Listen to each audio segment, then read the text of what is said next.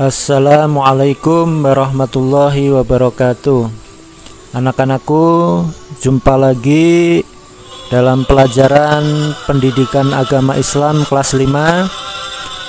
Kali ini kita akan membahas tentang mengenal nama Allah dan kitab-kitabnya. Tapi untuk pertemuan kali ini kita hanya akan membahas tentang mengenal nama-nama Allah. Kita ketahui Allah Subhanahu wa Ta'ala memiliki nama-nama yang kita kenal dengan sebutan Asmaul Husna. Namun sebelum kita memulai pelajaran, mari kita berdoa kepada Allah, mencari ridho Allah, mengharap ridho Allah, dan Allah Subhanahu wa Ta'ala menambahkan kepada kita ilmu yang bermanfaat dan menambah pemahaman yang baik bagi kita. Berdoa mulai. Raditu billahi robba wa bil islami dina wa bi muhammadin nabiyya wa rasula. Rabbi zidni ilma warzuqni fahma bi rahmatika ya arhamar rahimin. Kita lanjutkan pelajaran kita tentang mengenal Allah melalui Asmaul Husna. Allah Subhanahu wa Ta'ala memiliki nama-nama yang baik, nama-nama yang indah yang kita kenal dengan Asmaul Husna. Jadi kalau ada pertanyaan apa yang dimaksud dengan Asmaul Husna, jawabannya adalah nama-nama Allah yang baik atau nama-nama Allah yang indah. Di dalam Al-Quran ada 99 nama Allah, tetapi pada pertemuan kali ini kita hanya akan membahas 4 Asmaul Husna. Yang pertama adalah Asmaul Husna Al-Mumit. Sekali lagi, Asmaul Husna Al-Mumit, yang artinya yang maha mematikan.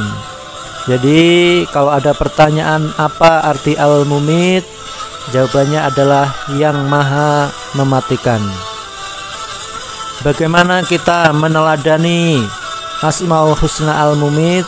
Yang pertama adalah kita memperbanyak amal ibadah seperti sholat, puasa, sedekah, dan lain-lain sebagai bekal kita menyambut kematian kita. Yang kedua adalah menjauhi larangan Allah seperti mencuri, berkelahi, menghina, dan lain-lain, supaya kita tidak membawa dosa-dosa setelah kematian kita. Yang ketiga, kita senantiasa berdoa kepada Allah, memohon kepada Allah, ya Allah ya Mumit, ya Allah ya Mumit, wahai Allah, Zat yang mematikan, matikanlah kami dalam keadaan husnul khotimah. Ini adalah doa yang harus senantiasa kita baca supaya akhir dari kehidupan kita, akhir dari hayat kita mendapat husnul khotimah atau mati dalam keadaan yang baik, mati dalam keadaan beriman kepada Allah, mati tanpa membawa dosa-dosa kepada Allah Subhanahu wa Ta'ala. Kemudian Asmaul Husna yang kedua adalah Al-Hayyu. Bapak ulangi, Asmaul Husna yang kedua adalah Al-Hayyu, artinya yang maha hidup. Jadi kalau ada pertanyaan apa arti dari Al-Hayyu, Al-Hayyu artinya yang maha hidup. Lalu bagaimana kita meneladani Asmaul Husna Al-Hayyu? Yang pertama adalah kita senantiasa mencari rezeki untuk memelihara kehidupan kita. Mencari rezeki konsekuensi untuk menjaga keberlangsungan hidup kita. Sebagai tanda rasa syukur kita kepada Allah telah diberi kehidupan, maka kita diperintahkan oleh Allah untuk senantiasa mencari rezeki. Yang kedua, bersedekah membantu manusia yang kekurangan. Ini adalah selain kita bertugas menjaga kehidupan kita, kita juga wajib menjaga kehidupan saudara kita, tetangga kita. Artinya ketika kita bersedekah berarti kita menjaga kehidupan orang lain. Yang ketiga, ya kita senantiasa berdoa, memohon kepada Allah. Ya Allah ya Hayyu, ya Allah ya Hayyu, wahai Allah Zat yang Maha Hidup, panjangkanlah usia kami dalam kesehatan dan ketaatan kepadamu. Kita meneladani Asmaul Husna Al-Qayyum. Yang pertama, kita senantiasa melakukan sesuatu secara mandiri, tidak bergantung kepada orang lain.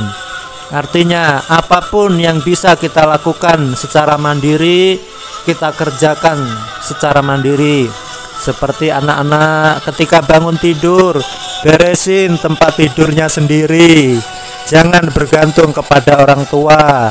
Makan ngambil sendiri, minum ngambil sendiri. Itu adalah anak yang mandiri, belajar sendiri.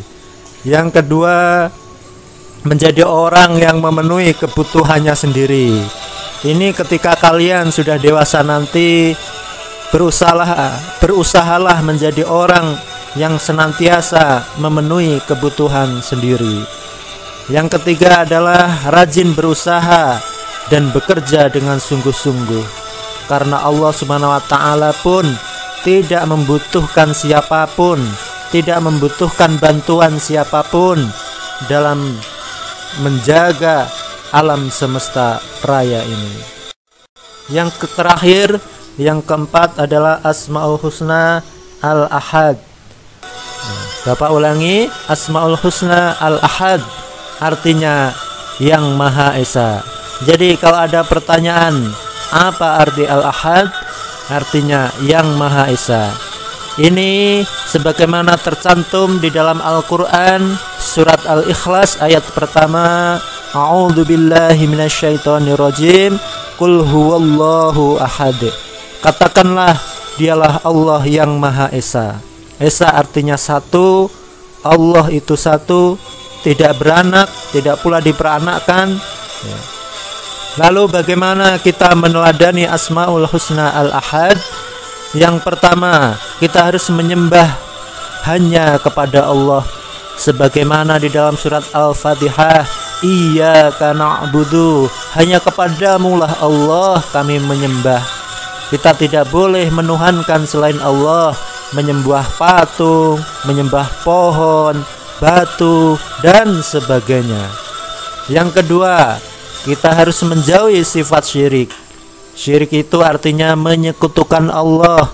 Syirik itu artinya kita percaya ada kekuatan selain Allah.